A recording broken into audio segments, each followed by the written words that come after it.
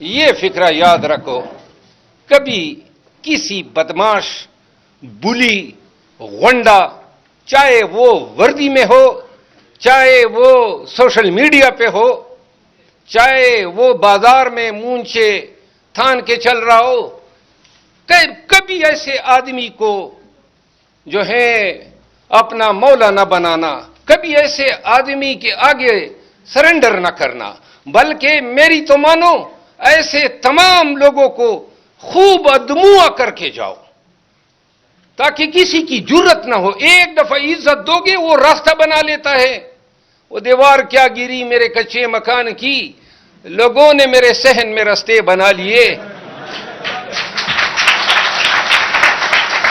میں نے خود بہت سے لوگوں کو احتراماً موقع دیا، لیکن آنے والے دنوں میں آپ دیکھیں گے کہ بہت سے لوگوں کی چمڑی اتارنے جا رہا ہوں۔ غلبہ اسلام کے حوالے سے آپ کا لٹریچر میں نے پڑھا ہے۔ ایک چیز جو میں نے دنیا کو سمجھا ہے، اسلام کا فلسفہ حیات سمجھا ہے، اللہ نے ہمیں بحیثیت انسان صرف عبادات کے لیے پیدا نہیں کیا۔ اگر یہ مطلوب ہوتا اللہ کی ذات اقدس کو تو فرشتے تو کچھ کم نہیں تھے۔ حضرت علامہ اقبال نے کہا ہے نا کہ درد دل کے واسطے پیدا کیا انسان کو، ورنہ اطاعت کے لیے کچھ کم نہ تھے کروں بیاں۔ اللہ تعالیٰ نے اسلام کا جو نظریہ حیات قرآن کریم اور حضور کریم صلی اللہ علیہ وسلم کے ذریعے پیش کیا ہے، یاد رکھیں ہم پاکستانی بالخصوص یہ سمجھتے ہیں کہ حج کرنے سے، نماز پڑھنے سے اور روزے رکھنے سے، زکوٰۃ دینے سے شاید ہمارے گناہ دھل جاتے ہیں۔ یہ وہ حقوق ہیں جو اللہ تعالی نے آپ پہ فرض کیے ہیں اور جو اللہ ہی معاف کر سکتا ہے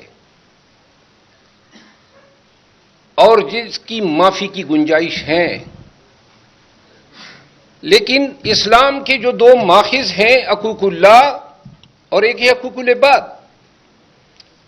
انسانوں کے حقوق جو ہیں آپ کا عملی زندگی میں، معاملات میں، پڑوسی کے ساتھ، آپ کا اپنے گاؤں کے لوگوں کے ساتھ، اپنی پارٹی کے لوگوں کے ساتھ، اپنے پاکستانیوں کے ساتھ کیا رویہ ہے، کیا احترام دیتے ہیں ہم، احترام آدمیت، کیا بغض، کینہ، لالچ، ان بیماریوں نے کہیں ہمارے عمل کو اتنا مکروہ تو نہیں بنا لیا کہ ہم ایک طرف نماز پڑھتے ہیں اور دوسری طرف سود میں مبتلا ہیں؟ ہم کردار کی اس نہج پہ پہنچ جاتے ہیں بعض اوقات کہ انسان سے زیادہ جانور بن جاتے ہیں۔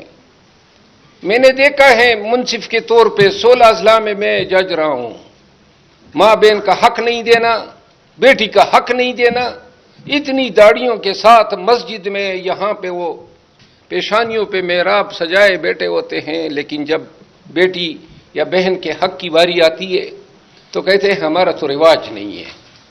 آج بھی بہت سے بزرگان سے ہم کلام ہوتا ہوں، کیسی ذاتیں ہیں، اور جب پوچھتے ہیں کہ یہ پیسے کس کھاتے میں آپ نے اس کو دیے تو پتہ چلتا ہے کہ حضرت نے سود پہ دیے ہوتے ہیں۔ آج بھی آپ سوشل میڈیا اٹھا لیں، کیا توہین انسانیت ہوتی ہے۔ یہی پاکستان کے اندر مسلک کے نام پہ جھگڑے، آپ ٹک ٹاک دیکھیں، یوٹیوب دیکھیں، ہر ایک شخص کیمرہ اور مائک رکھ کے مخالفین کے لیے جو زبان استعمال کرتا ہے۔ بے شک شاید اس زمانے کی عدالتوں میں آپ کی پکڑ نہ ہو، لیکن اللہ کے حضور آپ کے کہے گئے ایک ایک تیر و نشتر کا حساب ہوگا، یہ نہیں بھولنا چاہیے۔ اور نوجوانوں آپ سے ایک بات کہتا ہوں، زندگی گزارنا بڑا مشکل ہوتا ہے۔ میں نے بڑی مشکل زندگی گزاری ہے، شاید ہی اس حال میں موجود کسی ایک شخص نے ایسی زندگی گزاری ہو، اور دنیا میں زندگی میں وہ نقصانات اٹھائے، وہ ٹریجڈیز سے گزرا جن کا کوئی انسان تصور ہی نہیں کر سکتا۔ اس لیے جب 9 مئی آیا تو جس کو دیکھ کے پاکستانی حیران تھے، یہ پکڑ دکڑ، یہ مار پیٹ، یہ گھروں سے اغوا، اس سے 1000 گنا برا مجھ پہ 10 سال پہلے گزر چکا تھا۔ لیکن ایک چیز نے مجھے، میں آپ کو بتا دوں، نماز کا وقت ہو چکا ہے، میں بونس میں زندہ ہوں، مرنا تھا مجھے 2012-11 میں مر جانا چاہیے تھا، میں بونس میں زندہ ہوں، اور یہ وہ وقت تھا کوئی میرے ساتھ بیٹھنا پسند نہیں کرتا تھا کہ اس کو مارتے ہوئے کہیں ہمیں گولی لگ نہ جائے، کوئی میرے ساتھ گاڑی میں نہیں بیٹھا کرتا تھا، موت کو بہت قریب سے دیکھا ہے۔ اور ایک چیز کا یقین بنا ہے کہ جب دشمن یا کوئی مخالف آپ کو ڈرائیں، وہ آپ کو ڈرائے گا، یاد رکھو یہ بات، وہ آپ کو ڈرائے گا، ڈر گئے تو اس کا کام نکل گیا، لیکن اگر آپ نے بلیڈ لگا کے اس کو آگے اٹھا دیا، قسم سے دم دبا کے بھاگے گا۔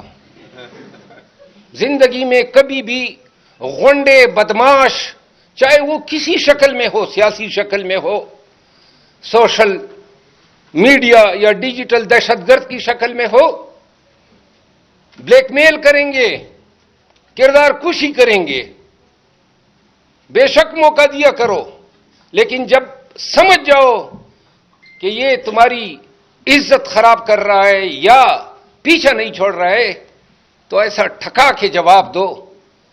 کبھی بھی کسی بھی ظالم کے آگے، یقین کریں مرنا ہوتا میں مر چکا ہوتا، اگر میرا مقام کسی نے پاکستانیوں کی نظر میں ختم کرنا ہوتا تو بہت سارے لوگ جو سوشل میڈیا پہ لگے ختم کر چکے ہوتے۔ میں اپنی مثال دیتا ہوں، مجھے ایک دور میں میرے ساتھ سب کچھ ہوا، اخیر میں کہا جی پھاٹی سے نکال دیا، تم لوگوں کو پتا ہوگا، لیکن جب سوابی میں جلسہ ہوا، لاہور میں جلسہ ہوا، تو پورا پاکستان کھڑا ہو گیا، مروت مروت کے نعرے۔ آج بھی میں پی ٹی آئی میں موجود ہوں، جب آپ سرنگو ہوں گے ظالم کے آگے، جابر کے آگے، اور یہ وقت زیادہ نہیں ہوتا ہے، تو آپ یقین کریں، وہ کیا خوب کہا ہے حضرت علامہ اقبال نے، وہ زمانے میں معزز تھے مسلمان ہو کر، اور تم خوار ہوئے تارک قرآن ہو کر۔ جب اللہ کی ذات سے عزت بھی ہے اور ذلت ہے، اور اللہ ہی رازق و خالق ہے، تو پھر انسانوں سے کیا ڈرنا، اور کیا گٹ گٹ کے جینا ہے۔ یاد رکھو، پاکستان کو، نوجوانوں کو، ہماری ساری، ہم آپ کی جو ہماری نسل ہے، وہ کوئی ایسی نسل نہیں ہے جس پہ آپ آگے جا کے فخر کر سکیں۔ ہم نے پاکستان جس حالت میں آپ کو سونپ کے جائیں گے، 74,000 ارب روپے قرضے کی شکل میں، بدامنی پھیلی ہوئی ہے، سیاسی عدم استحکام، غیر یقینی صورتحال، ہم کچھ بھی نہیں کر سکے۔ لیکن جس معاشرے میں نوجوان تہیا کر لے، ساؤتھ کوریا کی مثال آپ کے سامنے ہے، اور چوڑے جدید مثال، ترکی کی مثال آپ کے سامنے، چائنا کی مثال آپ کے سامنے، نوجوانوں نے کایا پلٹ دی۔ تو لہذا اپنے اسلاف کے راستے پہ میں نہ چلو۔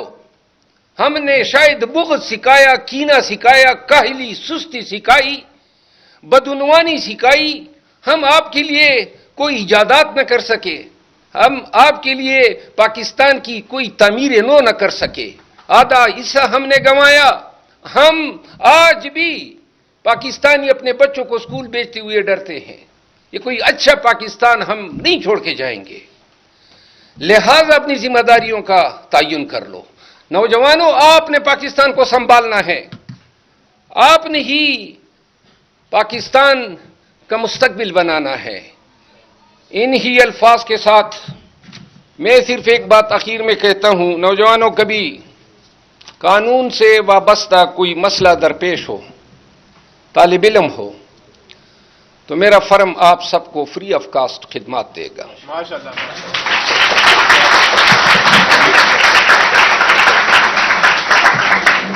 جاتے جاتے